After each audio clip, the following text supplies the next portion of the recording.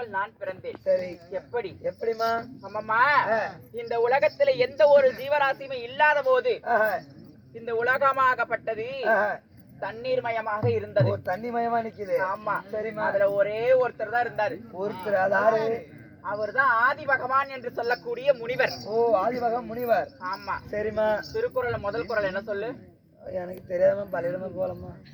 அகர முதல் எழுத்தெல்லாம் ஆதி பகவான் முதற்கே உலகு. அதுதான் வாத்தியார் வேணுங்கிறது. ஆமா, அதுக்கு தான் நான் நாளைக்கு வாழ்க்கை. அகர முதல எழுத்தெல்லாம் ஆதி பகவான் முதற்றே உலகு. உலகு உலகு.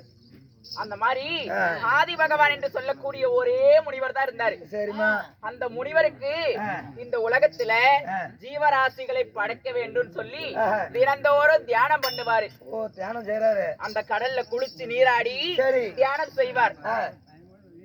பல ஆண்டு காலமாகி எந்த உயிர் ஜீவராசிகள் படைக்கவே முடியவில்லை. படைக்கவே முடியலைங்க. அதனாலே ஒரு நாள் ஒரு தினத்துல எப்பொழுது போல குளிக்கலாம் என்று சொல்லி செல்லும் பொழுது யோசனை செய்து கொண்டே குளித்தார். எப்படி? எப்படிமா? இப்படி மார்பை தேய்த்துக் கொண்டே யோசனை அவருக்கு எப்படி படைக்கலாம் அப்படி. சரிமா. அப்படி மார்பை தேய்க்கும் பொழுது ஒரு அழுக்கு உருண்டையாகப்பட்டது வந்தது. அழுக்கு கட்டி. ஆமா. சரிமா. அப்போது இந்த உலகத்திலே நீர்மயமாக இருந்தது அல்லவா? அந்த நீர்மயமாகப்பட்டது ஓம் என்ற சத்தம் மட்டுமே ஒலித்துக் கொண்டிருந்தது. ஓம் என்ற சத்தம். ஆமா. அலையோடு அலை மோதி ஓம் என்ற சத்தம் ஒலித்துக் கொண்டிருந்தது. சரிமா. அப்படி அழுக்கு கட்டி வந்த உடனே இந்த அழுக்கு கட்டியை தூக்கி அந்த ஓம் என்ற சத்தத்திலே வீசி எறிந்தார். சரிமா. அப்படி வீசி எறிந்த உடனே அந்த ஓம் என்ற சத்தம் வெடித்து இதோ இந்த உமையவள் பார்வதி பிறந்தேன். சரிமா. எப்படி பிறந்தேன்? எப்படிமா? முக்கண்களோடு பிறந்தவள் இந்த பார்வதி. முக்கண்ணோட. ஆமா. சரிமா. 3 கண்ணு சொல்லி இன்னொரு கண்ணு எங்க இருந்துச்சு? எங்கமா இருந்தது? நெத்திக்கண். ஓ, நெத்திக்கண். என் நெத்தியில இருந்தது. சரி சரி. நெற்றிக்கண்ணோட பிறந்தவள். அப்படி பிறந்த உடனே இதோ நானோ அந்த முனிவரிடத்திலே கேட்டேன். என்னன்னு கேட்டீங்க? ஐயா சுவாமி, என்னை படைத்த காரணம் என்ன என்று கேட்டேன். சரிமா. இந்த உலகத்திலே ஜீவராசிகளை படைக்க வேண்டும், அதற்காக உன்னை நான் படைத்தேன் என்று சொன்னார். சரிமா. ஐயா, இந்த உயிர் ஜீவராசிகளை படைக்க வேண்டும் என்றால் எனக்கு ஒரு துணை தேவை. ஒரு துணை தேவை. ஆமா. சரி. அதனால அவர் என்ன செய்த தெரியுமா? எனக்கு 3 மந்திரங்களை கொடுத்தார். ஓ, 3 மந்திரங்கள். ஆமா. சொல்லுமா. என்ன மந்திரம்? என்னன்னா? அகாரம், அகாரம், முகாரம், முகாரம், ஓங்காரம், ஓங்காரம். ஆமா. சரி. இந்த முதலாவது மந்திரத்தை உச்சரித்து ஒரு பாலகனை படைத்தேன். ஓ, பாலகனை. ஆமா. சரிமா. அந்த பாலகன் என்னை அம்மா என்று ஓடி வந்தான். ஓ, அம்மானு. ஆமா. சரிமா. அம்மா என்று ஓடி வந்த உடனே இந்த பிள்ளை யார்? இந்த பிள்ளை யார் என்று நான் சொன்ன உடனே அவனுக்கு பெயரே பிள்ளையார் என்று ஆகிவிட்டது. சரிமா. அதான் யாரு? பிள்ளையார். பிள்ளையார். விநாயகர் கும்பிடுறோம்ல, அவருதான் முதல் குழந்தை. ஆமா. இரண்டாவது என்ன? முகாரம் என்று சொல்லக்கூடிய மந்திரம். ஆமா. சரி. அந்த மந்திரத்தை உச்சரித்த உடனே ஒரு ஆடவனாகப்பட்டவன் பெண்ணே என்று ஓடி வந்தான். பெண்ணே ஓடி வர அடியே பெண்ணே என்று ஓடி வந்தான். சரி. அப்ப என்ன நடந்தது? என்ன நடந்தது? என்னமா நடந்தது? இப்ப உங்க வீட்டுல அக்காவோ தங்கச்சி இருக்கிறாங்க, ரோட்ல நடந்து போயிட்டு இருக்கும்போது அடியேன்னு சொல்லி கூப்பிட்டா என்ன பண்ணுவாங்க? அப்படியே வெட்டி போடுவோமா?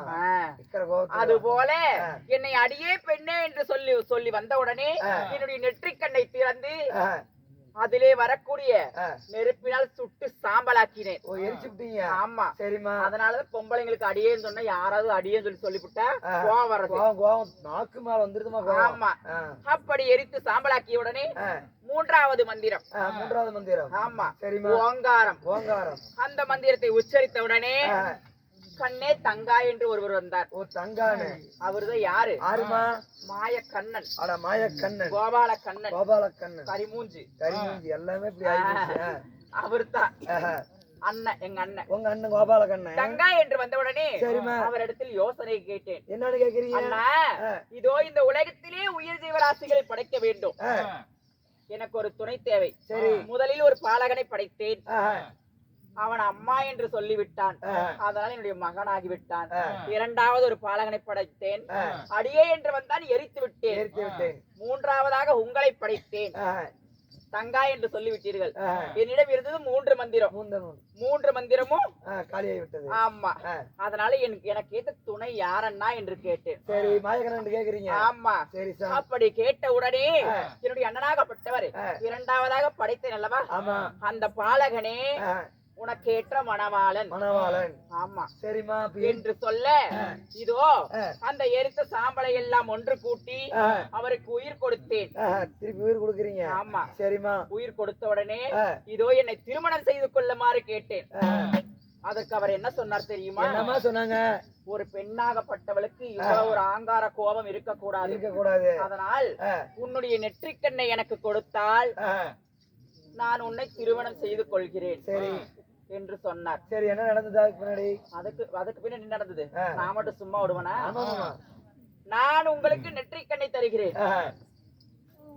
நீங்க எனக்கு என்ன கொடுக்கணும்? உங்கள் உடலிலே சரிபாதி எனக்கு கொடுக்க வேண்டும். சரிபாதி நீ கேக்குறீங்க? ஆமா. சரிம்மா. அப்படி சரிபாகத்தை கொடுத்து அர்த்தநாரீஸ்வரர் எங்க நிக்கிறோம்? எங்க நிக்கிறீங்க? அங்க நிக்கிறோங்க. செத்தமாடி போயிருக்கீடா? இல்லைங்க நான் போனதே இல்லைங்க. சிவன் பாதி சக்தி பாதி உடம்பு இருக்கு. அர்த்தநாரீஸ்வரர் திருச்செங்கோட்டு மலை மேல இருக்கும். அங்க திருச்செங்கோட்டு மலை மேல உச்சியில நிக்கிறாங்க. அவர் எனக்கு சரிபாகத்தை கொடுத்துட்டாரு. அது போலவே என்னுடைய நெற்றிக்கண்ணை பிடுங்கி அவருக்கு கொடுத்தேன். சரி. கண்ணை புடுங்கினா சும்மா இருக்குமா? சும்மா இருக்கும். ரத்தம் போயிட்டே இருக்குமா? ரத்தம் அப்படி பீச்சு அடிக்குது. இங்க அடிச்சு காலையிலேயே என்னதை பூங்க அடிச்சு கண்ணத்துல அடிச்சுதான் நிக்குமே. என்ன பண்றது? அது போல ரத்தம் வழிந்து கொண்டே இருந்தது. சரி. அப்பொழுது என்னுடைய கணவராகப்பட்டவர் என்ன செய்தார் தெரியுமா? இதோ அவருடைய கட்டை விரலால் அழுத்தி பிடித்தார். ஓ அழுத்தி பிடிச்சாங்க. அப்படி அழுத்தி பிடித்த உடனே குங்கும திலகம் ஆகிவிட்டது. குங்கும திலகம். ஆமா. சரிம்மா.